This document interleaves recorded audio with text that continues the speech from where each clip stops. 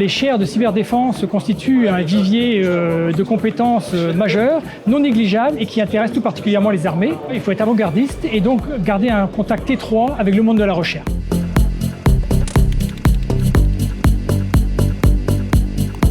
Alors nous avons créé cette chaire de cyberdéfense des systèmes navals en 2014 pour répondre aux besoins de cybersécurité du monde maritime, puisque c'est un vrai enjeu, la cybersécurité sectorielle. Alors nous avons créé cette chaire cyber et souveraineté numérique en 2020 à l'initiative de l'IHEDN et de plusieurs mécènes, avec l'idée de promouvoir la réflexion autour des questions, d'une part de souveraineté évidemment et de cybersécurité, deux sujets qui sont importants. Les chaires de cyberdéfense constituent un vivier de compétences majeures, non négligeables et qui intéressent tout particulièrement les armées. Il faut être avant-gardiste et donc garder un contact étroit avec le monde de la recherche.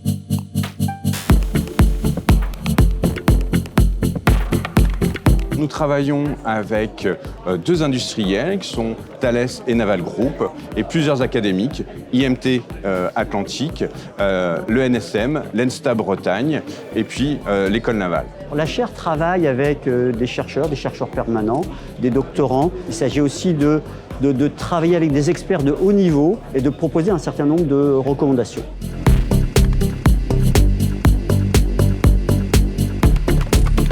Tout d'abord, augmenter les connaissances et les compétences dans ce milieu, en cybersécurité des systèmes maritimes. Ça, c'est un premier point. Le deuxième point, c'est en termes de formation et de sensibilisation du personnel aux risques de cybersécurité à bord et dans les infrastructures portuaires. Aujourd'hui, pour la défense, évidemment, avoir un temps d'avance, si c'est possible, évidemment, par rapport à des compétiteurs et des adversaires est important. Toutes les possibilités que peut apporter une chaire sur un réseau, sur des propositions, pas forcément techniques, mais des recommandations, et sur des sujets techniques aussi, tout ça est le bienvenu pour la défense et aussi pour notre pays.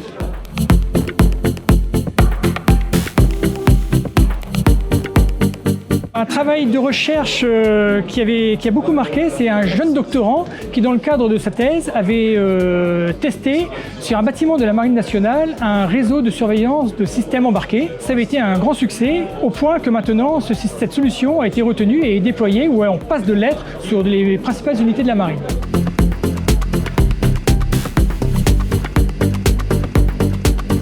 Alors les enjeux de la recherche pour les prochaines années, enfin de la recherche cyber, j'en vois deux. D'abord technique, il va bien falloir prendre le virage de l'intelligence artificielle et du quantique. Et puis le deuxième enjeu, c'est un enjeu humain. Ça va être un véritable challenge de former et de recruter dans un secteur d'activité ultra concurrentiel et hyper technique.